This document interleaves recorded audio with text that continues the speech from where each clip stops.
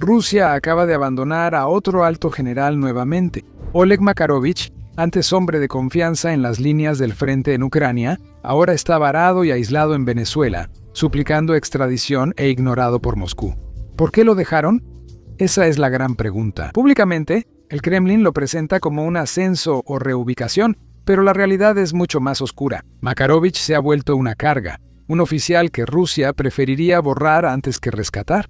Sus acciones en Ucrania están poniendo demasiada presión sobre el Kremlin. Para comprender cómo un general de 3 estrellas acaba exiliado así, primero debes saber quién era y el sistema que lo formó. Makarovich no era imprudente, y no era un caso extraño o atípico. De hecho, era tan ordinario como puede ser un general ruso de alto rango. Era un producto de manual del ejército postsoviético, formado cuidadosamente por el sistema que lo crió. Ese sistema no premiaba el pensamiento audaz ni el liderazgo creativo, premiaba la supervivencia. Enseñó a los oficiales que obedecer era más importante que ganar, y que cuestionar las órdenes era el verdadero problema, no que éstas fallaran. Su carrera siguió un camino común, sirviendo bajo estructuras soviéticas que cambiaron poco tras la caída de la URSS. Los uniformes cambiaron, las banderas cambiaron, pero los hábitos siguieron siendo los mismos.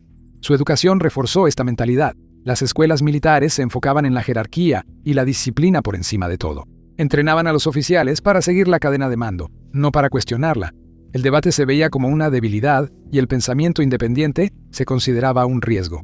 Mientras subía de rango, las reglas eran más claras. El ascenso dependía de la confianza de tus superiores, no del desempeño de tus soldados. Los oficiales ascendían siendo confiables, discretos y alineados con sus superiores. La responsabilidad fluye hacia arriba, no hacia abajo.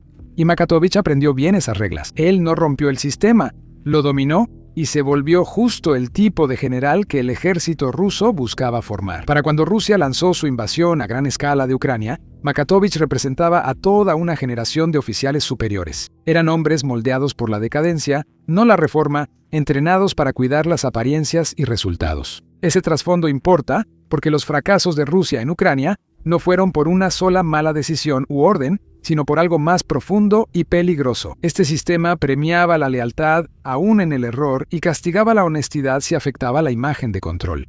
Los problemas se encubrían, no se solucionaban. Las advertencias eran ignoradas en vez de ser tomadas en serio. Con el tiempo, estas decisiones se acumularon y pequeñas grietas se volvieron daños reales. Las líneas de suministro fallaron y las unidades se quedaron sin comida, combustible y medicinas. Las estructuras de mando se volvieron rígidas y lentas, atrapadas en planes desactualizados respecto a la situación real. Una vez que las cosas empezaron a salir mal, el sistema no pudo adaptarse, no sabía cómo hacerlo. Estas debilidades no eran nuevas, habían estado ahí durante años. Ucrania simplemente las sacó a la luz a una escala que hacía imposible negarlas. Para mediados de 2023 la tensión ya no podía ser ignorada. Las unidades en el frente reportaron recibir solo entre 30 y 40% de la munición necesaria. Los soldados heridos esperaban horas para ser evacuados, mucho más allá de la llamada hora dorada recomendada, a veces 6, 8 o incluso 12 horas. Brigadas completas siguieron combatiendo, pese a perder más del 40% de su personal. Estos no fueron accidentes ni fallas aisladas, sino señales claras de un sistema que se rompía bajo presión. Makarovich operaba dentro de ese sistema, no por encima de él. Él no escribió sus reglas y no escapó de sus límites. Cuando las fuerzas rusas avanzaron al sur y tomaron territorios cerca de Jersón, heredaron responsabilidades para las que no estaban preparados. De repente, se volvieron responsables de una infraestructura que apenas comprendían y nunca planearon administrar.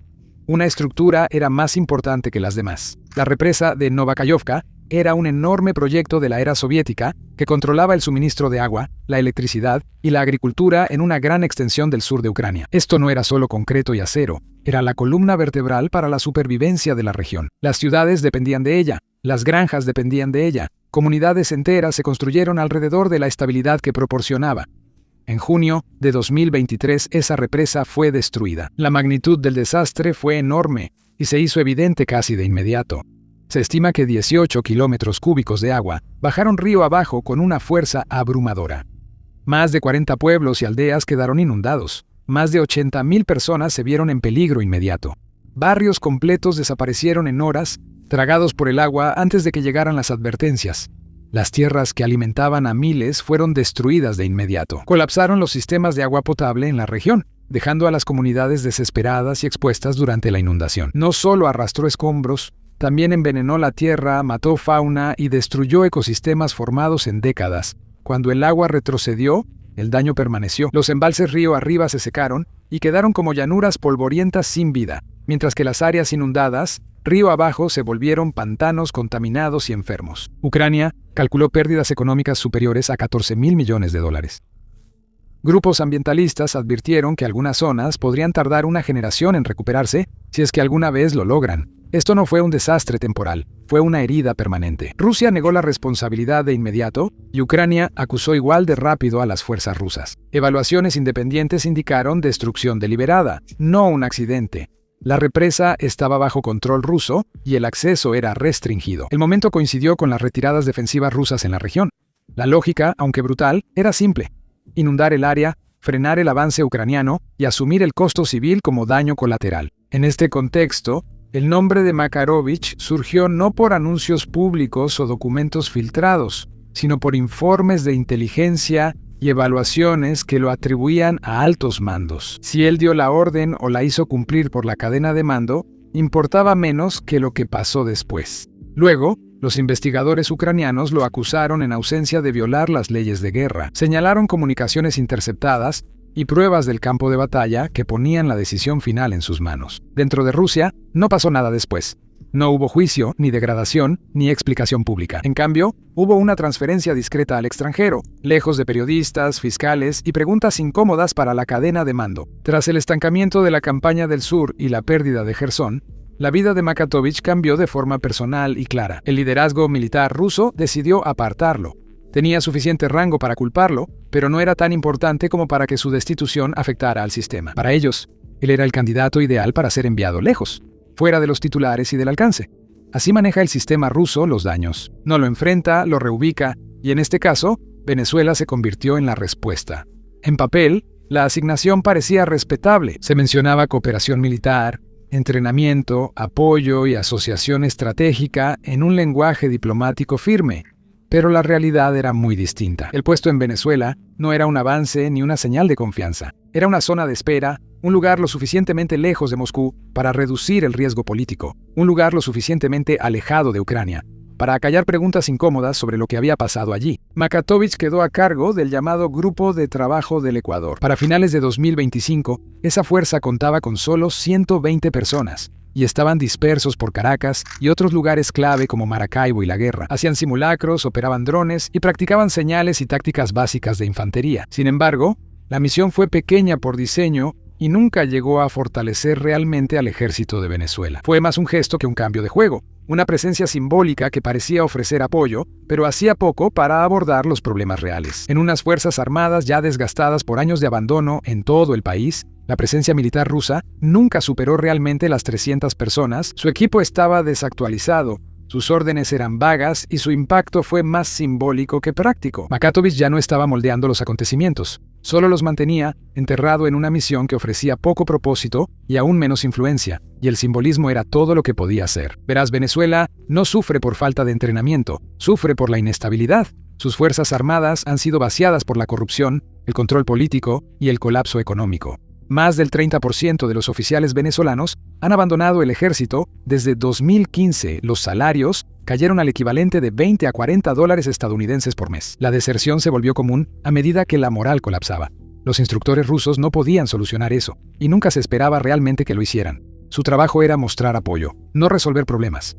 Durante años, Rusia trató a América Latina como un escenario en vez de una estrategia. Acuerdos de armas y desfiles militares en Caracas, además de sobrevuelos de bombarderos, buscaban enviar un mensaje a Washington, no ofrecer seguridad real a sus socios. La relación con Venezuela comenzó bajo Hugo Chávez y continuó bajo Nicolás Maduro, pero siempre fue superficial. El alcance de la relación era préstamos, armas, asesores y poco más. A medida que el colapso económico de Venezuela se profundizaba y la represión se intensificaba, la participación de Rusia se mantuvo limitada.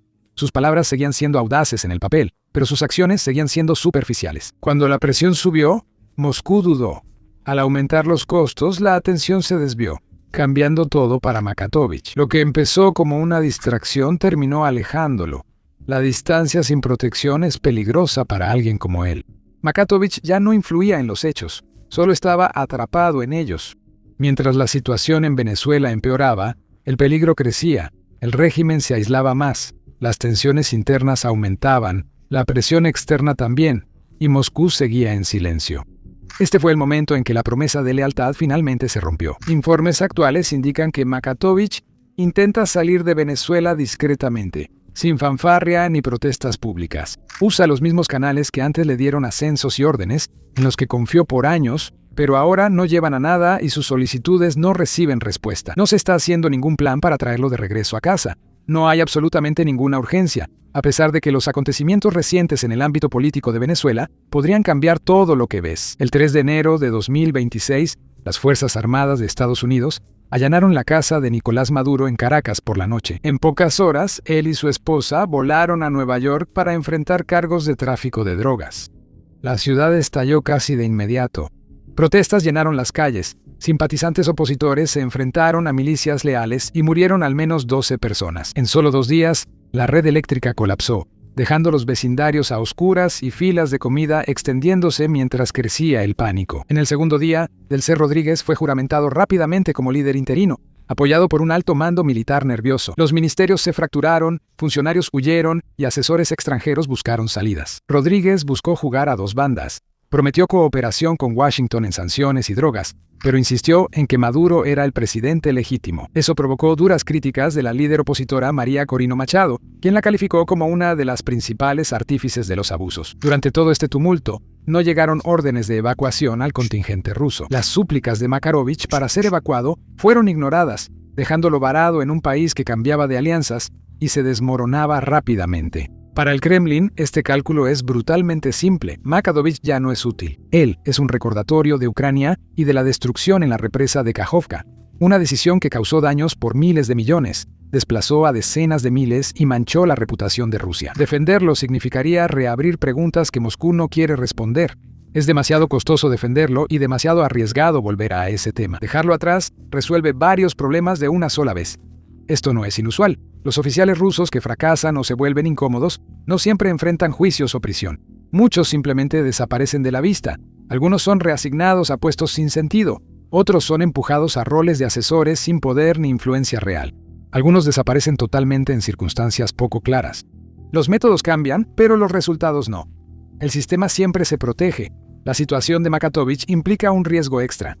La distancia genera vulnerabilidad. Un hombre que sabe demasiado y se siente abandonado por el sistema que alguna vez lo protegió, se vuelve impredecible. Los testigos son recuerdos peligrosos. Aún más, está vinculado a operaciones en Jersón y a las decisiones que definieron esa campaña. En un sistema que valora el silencio, hasta el aislamiento puede ser una amenaza. Mientras las alianzas de Venezuela se rompen y las protecciones caen, la distancia se vuelve peligrosa. Makatovich guarda muchos secretos. La ruptura de la represa, la caída de las posiciones ucranianas, el colapso de las tácticas rusas en un régimen que se desmorona. La deserción ya no es solo un rumor, es una opción real. La historia muestra cómo figuras marginadas cambian de bando por supervivencia, desde desertores de la Guerra Fría hasta generales que buscan seguridad en otros países. El aislamiento suele forzar estas decisiones. La inteligencia ucraniana ha mantenido el foco sobre él, recordándole a Moscú que los ojos internacionales siguen observando. Si fuera obligado a salir o decidiera irse, podría terminar en manos de personas ansiosas por respuestas y conocimiento interno, no solo acusaciones. El silencio de Moscú solo amplifica el riesgo. Un general olvidado ahora podría filtrar información. Un hombre varado en Caracas posee detalles que podrían desmantelar narrativas cuidadosamente protegidas y exponer la fragilidad de un sistema construido sobre el descarte. Su aislamiento ya no es solo su problema, sino una advertencia de lo que pasa cuando la protección es condicional. Pero esta historia no es solo sobre un general, sino sobre un patrón. Rusia ha perfeccionado este exilio silencioso por generaciones, alejando problemas sin juicios ni castigos públicos que generen disturbios internos. Prefiere el silencio y el desvanecimiento que oculta las consecuencias en vez de explicarlas. Para Makarovich eso fue lo que ocurrió. No está solo, pero sí aislado, relegado mientras el mundo avanza. Pero si miras la historia rusa en general, verás que tiene buena compañía. Esto ocurre porque esta práctica es muy antigua. A finales de la década de 1930, bajo Iósif Stalin, alcanzó su forma más brutal. Stalin era paranoico respecto a sus rivales dentro de su gobierno y el ejército. Al acercarse la guerra en Europa, purgó el liderazgo del Ejército Rojo, acusando a oficiales de traición y sabotaje. Miles fueron arrestados, encarcelados o ejecutados, y gran parte del mando militar reemplazado.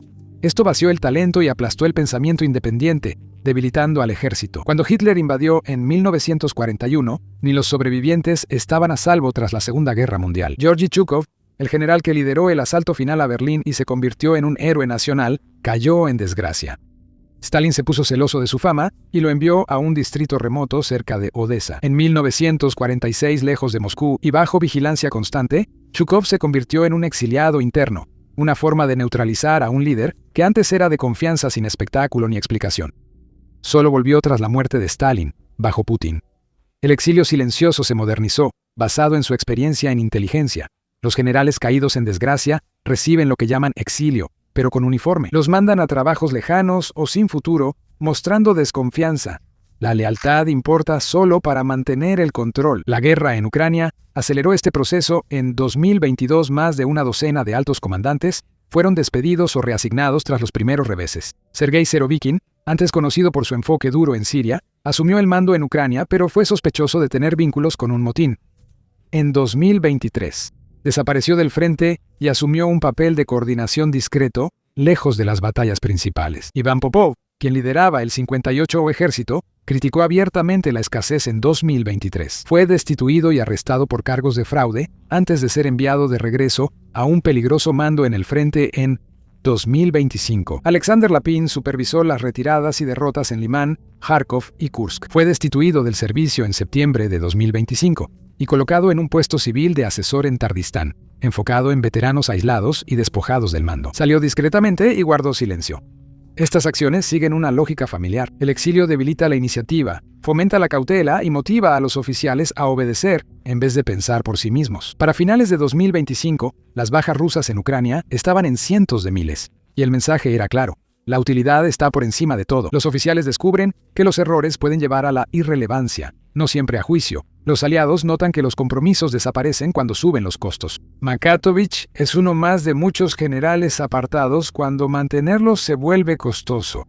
El método cambia, pero el mensaje es controlar primero, lo demás después. El exilio desechable es silencioso, invisible y limpio, pero lleva un peso que va mucho más allá del hombre en el puesto remoto.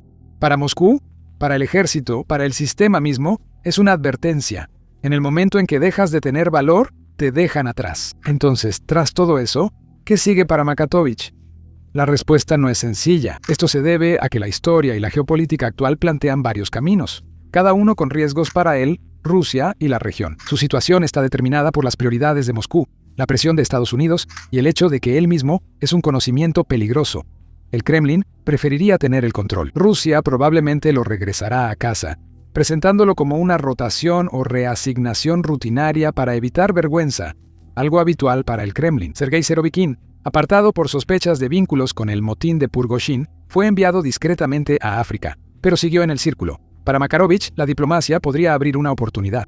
Lavrov ya contactó a Delcy Rodríguez para expresar solidaridad y fortalecer los lazos. La faja del Orinoco en Venezuela, donde Rusia tiene grandes inversiones, podría dar influencia si Rodríguez acepta cierta presencia rusa en las negociaciones sobre sanciones. Makarovich podría regresar discretamente a casa en un vuelo militar a través de Cuba o Nicaragua. Si Estados Unidos aumenta la presión y exige expulsar a los asesores rusos, Moscú podría retrasar la situación. Si sigue como moneda de cambio, lo más probable es que regrese discretamente a Moscú, quizás enseñando en una academia de defensa o enfrentando una investigación interna. Con el control del Kremlin y sin repercusiones públicas, el peor camino es desertar, quedando aislado y sin salida adecuada. Makatovich posee información explosiva, fracasos de mando en Jersón, la ruptura de la represa de Kajovka y el funcionamiento interno de las tácticas rusas que ahora están ayudando a las fuerzas venezolanas. La historia tiene muchos oficiales que cambiaron de bando por supervivencia, desde desertores de la Guerra Fría hasta Víctor Suvorov en 1978. Como insinué antes,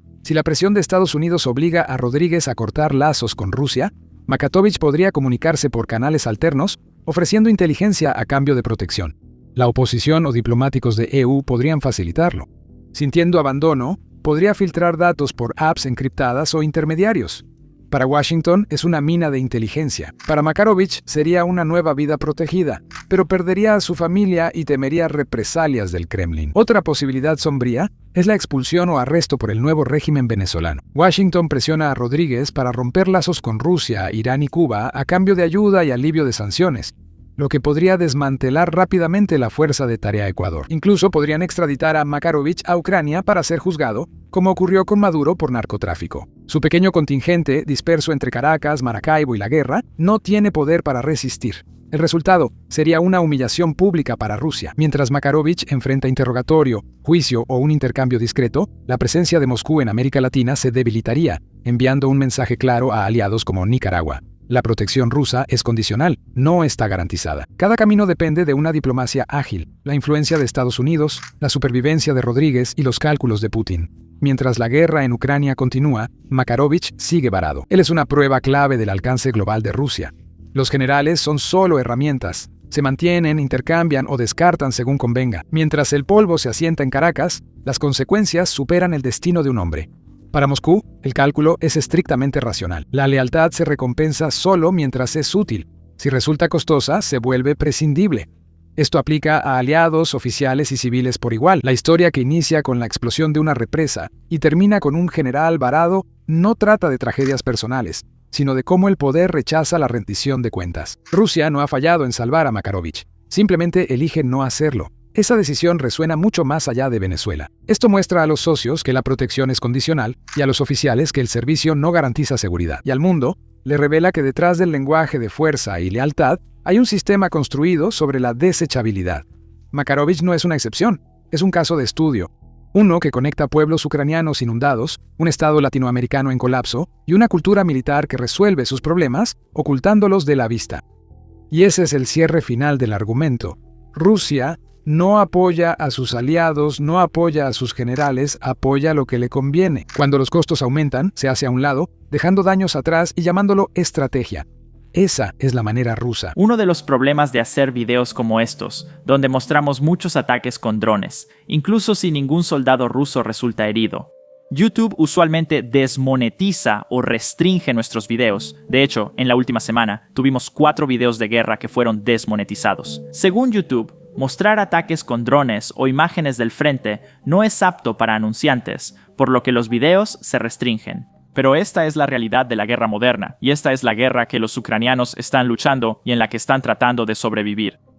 Creemos que es importante cubrir esto, por eso lanzamos nuestra propia plataforma, Conceptos Básicos de Negocios. La construimos desde cero, así que no tenemos restricciones. No tenemos que difuminar nuestros ataques con drones, no tenemos que difuminar nuestras grabaciones del frente, y no tenemos que difuminar las bases aéreas rusas siendo destruidas. Además de esto, en realidad no ponemos ningún anuncio en el sitio. Así no tenemos que censurarnos solo porque a los anunciantes no les guste nuestro contenido. No financiamos el sitio con anuncios, sino con su apoyo. Si te interesa este tipo de cobertura y quieres ver nuestros videos sin censura y contenido extra que no podemos subir a YouTube, entonces definitivamente únete a nosotros en basicsinsider.com. También puedes hacer clic en el enlace en la descripción o escanear el código QR que aparece en tu pantalla.